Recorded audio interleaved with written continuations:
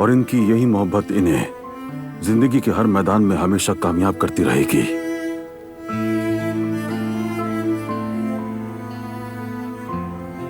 मुझे अपने शेर दिल बेटे और समझदार बहू पर फख्र है। हमें भी आप पर बहुत फख्र है बाबा कि आप हमारे साथ यहाँ बैठे हैं, आप सेहतयाब हुए।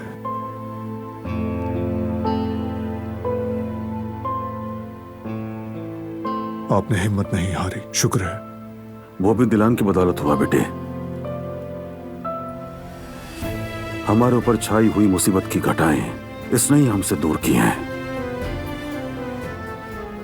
हमारे घर पर फिर सूरज चमका और सवेरा आया।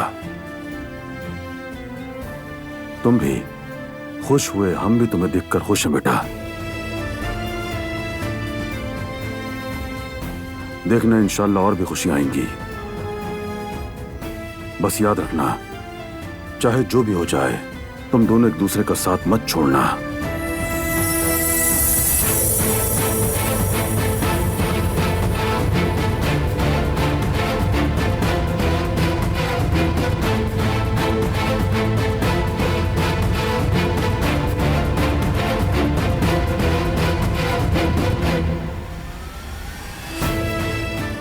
जिस मर्द से मैं मोहब्बत करती हूँ उससे और उसके घर से मुझे कोई जुदा नहीं कर सकता। जैसे भी हो एक दिन ये सब खत्म हो जाएगा। हमारी मोहब्बत तुम्हारी नफरत को हरा देगी।